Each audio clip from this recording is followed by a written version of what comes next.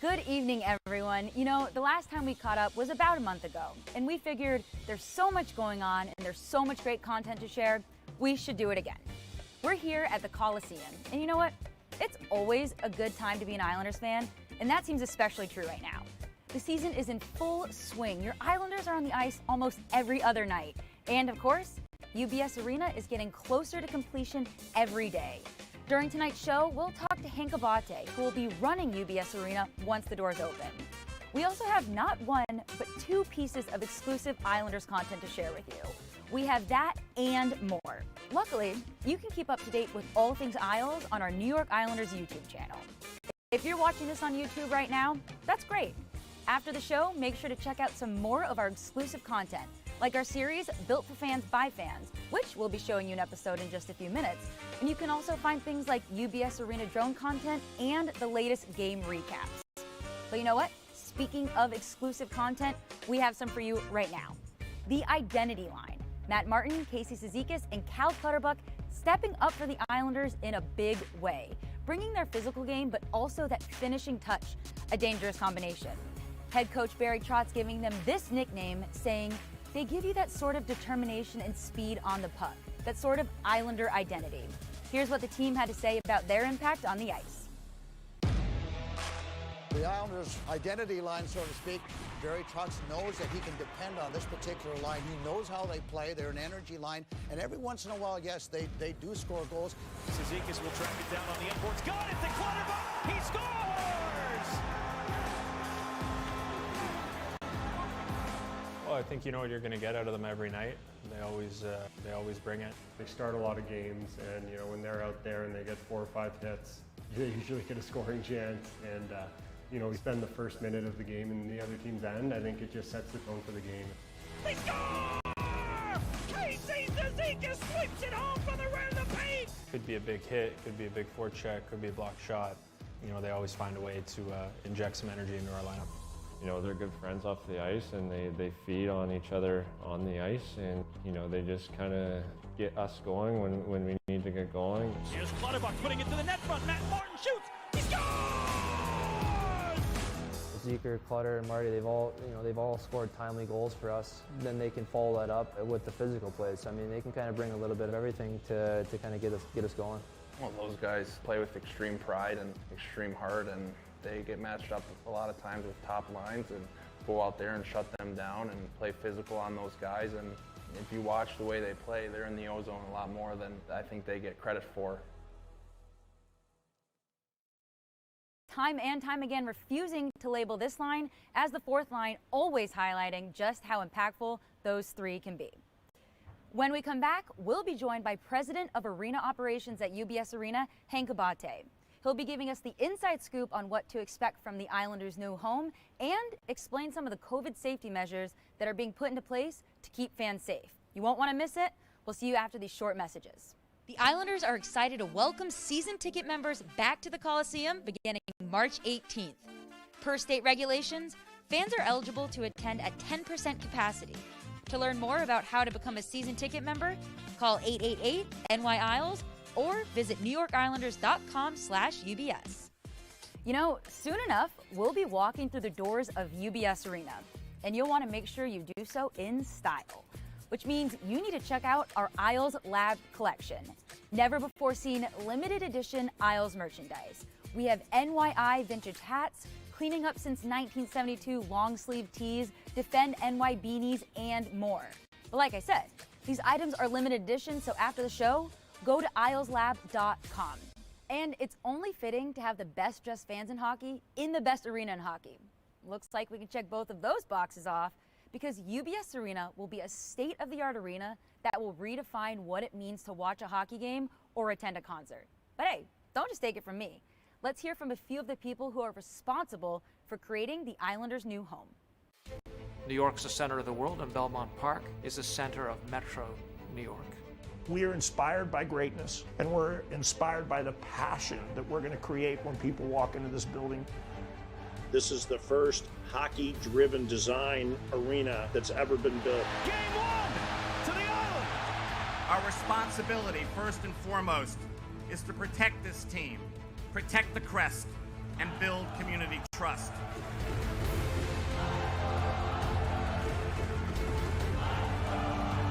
Exciting for the future, and it's going to put the Islanders in a place in the elite in the league, and it's got all the elements. There'll be an energy and an ethos like they've never seen before.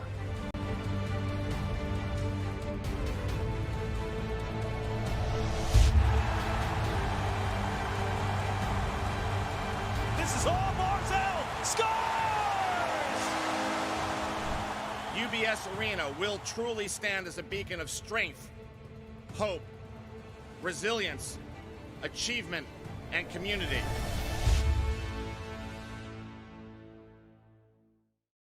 The first hockey-driven design arena that's ever been built. You know, someone who played an integral role in the development of UBS Arena and will continue to play an enormous role once the doors open is President of Arena Operations, Hank ABATE. What does your role as President of Arena Operations at UBS Arena entail?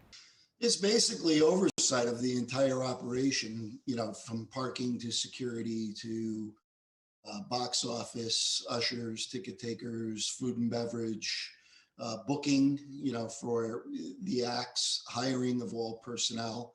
So it's oversight of the entire operation of the arena itself. Well, so when were you brought into the project?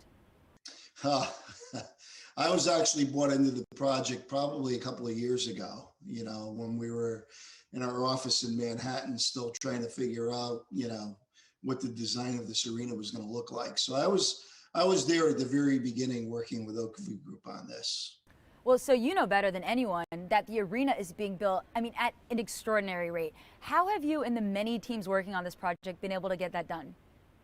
Well, you know, that's a really good question. And I will say that given the fact that we had to go offline for about 6 weeks because of COVID, going back to, I believe it was April or May, when the governor shut everything down in the state. But even with that, you know, I think this crew, this construction crew did a tremendous job in catching up afterwards. We're working with around 60 different contractors. For the most part, every day there's at least 600 people that are working on the project on the ground.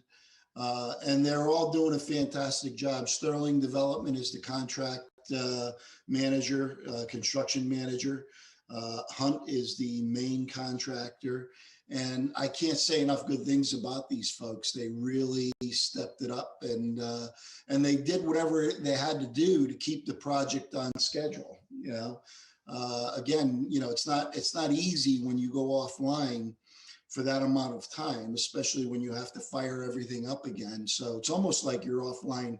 You know that 6 weeks could very well have amounted to 8 or 10 weeks, because you've got to do a number of things to reopen, including instituting all of the COVID rules that they had to institute and doing all of the various distancing and things like that. Well, Hank, I know you and your team are doing everything possible to keep those working on the site safe. How will UBS Arena keep fans safe once doors open for Islanders games and concerts? You know, one of the advantages that you have, or we had, in building this building, it was unfortunate that the pandemic hit us, but it hit us at a point where we were still in the planning stages of the building. We were still looking at the building's systems. So we were able to make various adjustments, for instance, in the air handling systems. You know, there's going to be HEPA filters, you know, throughout the building that the air handling systems will handle through. Sanitization is going to play a much bigger role now than what we would have anticipated 2 years ago. You know, there's going to be a lot of time and effort involved in, you know, sanitizing the building constantly, not only after it's used by fans for an event, but even during an event. You're going to see a number of people that will be going around, you know, probably sanitizing railings and doorknobs and things of that nature to keep the building safe. You know, I had asked about both Islanders fans and concert goers, because UBS Arena is built for hockey, made for music. So let's talk about music for a second. What will draw artists to UBS Arena? With this building, you're going to be able to pull into the back of the building. There's going to be 7 bays that will hold 7 trucks at a time that you can unload off of. And those bays are less than 100 feet from the stage. Here, we're going to have all of these trucks with the ability of staying on the property and being right there. And the reason that's important is because once the show is finished, it's just as important to take that show down and get it loaded up as quickly as possible so that the artists can move on to the next play that they have, which could be the very next day. Well, it's clear that every team contributing to this project has put in a great deal of thought in every single decision in order to make this one of the greatest arenas in the world. You've worked, Hank, in a lot of arenas. What sets UBS Arena apart?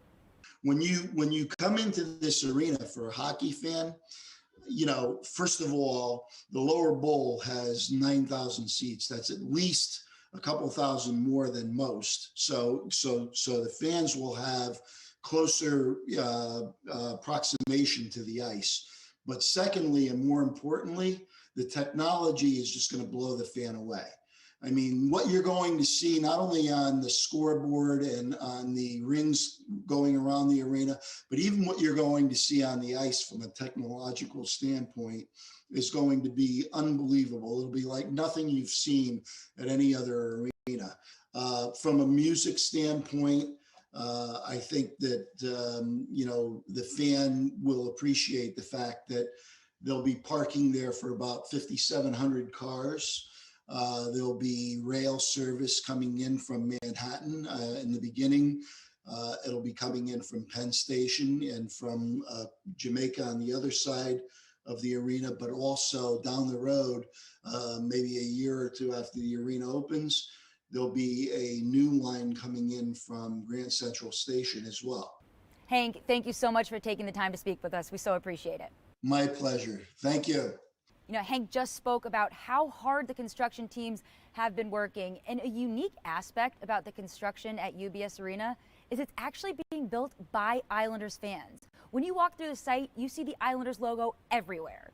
In our series, Built for Fans by Fans, we highlight some of the amazing lifelong Isles fans who are now building the Islanders' new home. It's pretty cool. Here's our first look at our newest Built for Fans by Fans presented by Daniel Gale. Didn't drive one of these until I came here, and everyone was amazed how well I drove it.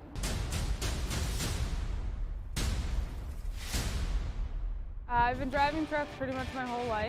I was a diesel heavy equipment mechanic before this, so I mean that's kind of how I got my foot in the door with driving. The joke is anyone from out east can drive anything. My family was always big into hockey. I played hockey when I was younger. We watched it a lot. I met the team whenever it was just a hole in the ground they all came. And everyone seemed to be so nice. So many people have come together. You create like a family. It's amazing how close you become to so many people. It's definitely a new experience, man. It's amazing to watch it come up from a hole in the ground to this in such a short amount of time.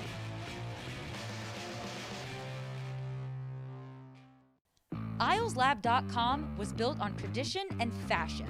Shop limited edition and authentic hoodies, sweaters, t-shirts, and much more. Score free shipping on all orders over $100. Explore the collection at IslesLab.com. In the month of February, the Islanders are honoring Black History Month. Film director Kwame Mason, the Vice President of Community Development and Growth for the NHL, Jeff Scott, and MSG's Shannon Hogan came together to discuss Kwame's documentary, Soul on Ice. A documentary that sheds light on the widely unrecognized contributions of Black athletes to the sport of ice hockey. Their discussion took place in front of a special audience, students from Elmont Memorial High School and Sewanaka High School. Take a look. And when we make it, we gon' put our soul on ice. Cause when they doubted us, we did it twice. There isn't a sport out there that any traveling can't do because of the color. But they need us, so I need you, like you need me. He needs to see players achieving at the highest level that look like him. Come through the TV. Yeah, soul on ice. I'ma put my soul on ice. Kwame, How old were you when you were introduced to the game of hockey? How did it come about, and really what inspired you to want to get involved with the sport? It's a really good question. So I'm from Toronto, Canada, and I always tell people if you immigrate to Canada, the first thing they give you when you come into Canada from a different country is they give you a hockey stick. And when you're born in Canada, they don't give you a soother, they give you a hockey stick. So I actually do not remember the age I was when I started liking hockey. As I remember myself, I remember the game of hockey. I did not grow up playing hockey, was not familiar with it. I grew up in the South, so I was the complete opposite end of the spectrum as Kwame, right? Where, you know, hockey was not a part of our vernacular. It wasn't a part of our opportunities. It was non-existent. And I thought it was very important that I made this film because I wanted people of color, especially Black people across North America, across the world, to understand that we have a long-standing history in the game of hockey, and we should celebrate it and be very proud of it. And I think it's very important for us to know our history, because if we know our history, we know the things that we can do, and we can look at ourselves and say, there's no limitation to our hopes and our dreams. What inspires me most about this film and what I love about it is the lessons and the education that it provided, right?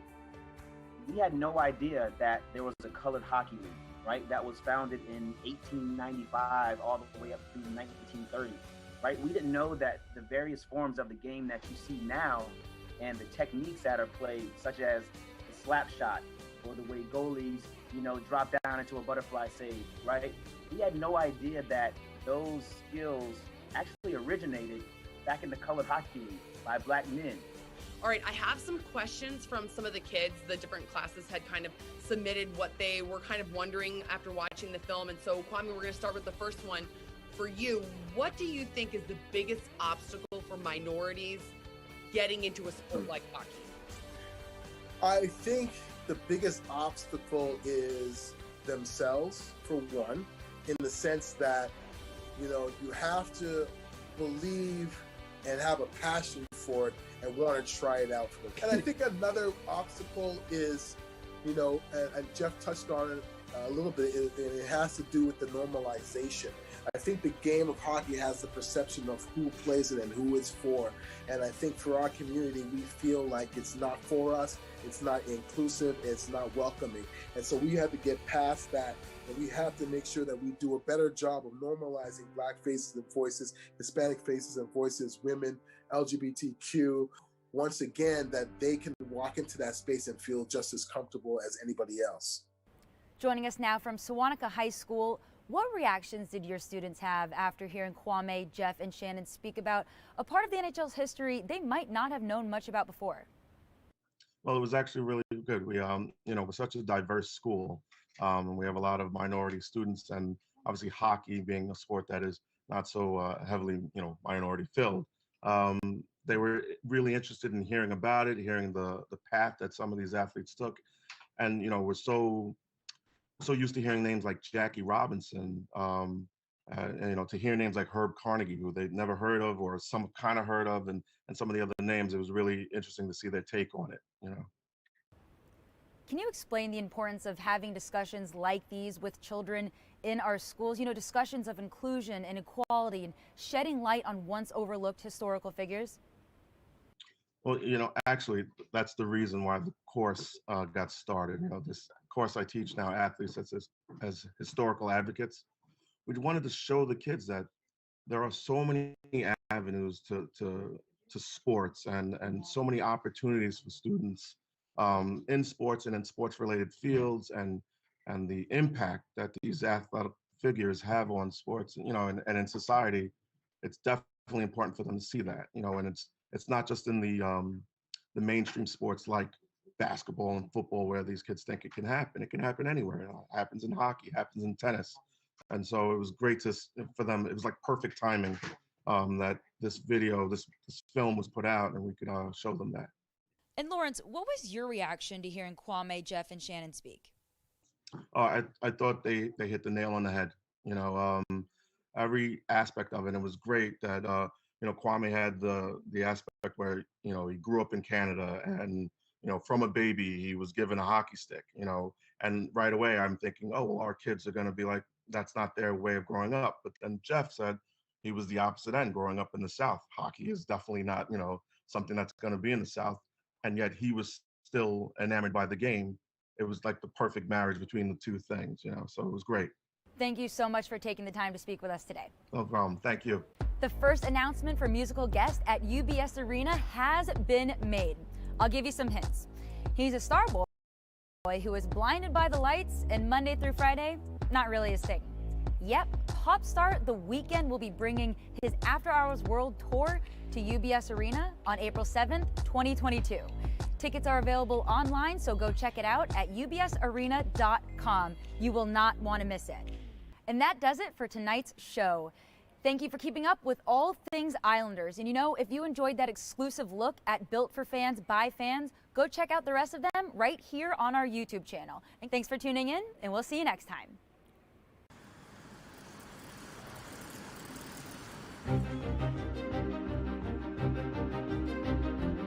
The first place Boston Bruins, who have only lost 3 games in regulation all season. 2 of them have been against the New York Islanders. It's always a tremendous challenge for them. And you talk about what kind of game should they play. Get the puck up in a hurry to their forwards. Forwards, get through the neutral zone as quickly as you can. If you can carry it in, carry it in. If you can't, then don't turn it over. Play that chip and chase game. So they can certainly take advantage of the Boston Bruins. Cizikas with a shot. Tipped in front. They score! It came right to Adam Pelech. And the Islanders, on their first shot of the game, get it tied.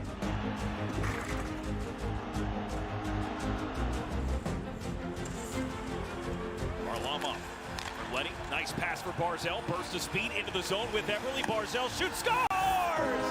Matt Barzal just blows it past the glove hand of Jaro Halak and gives the Islanders the lead. Russ, he's in. He's got to the backhand. Save Varlamov. And the Boston Bruins tie the score.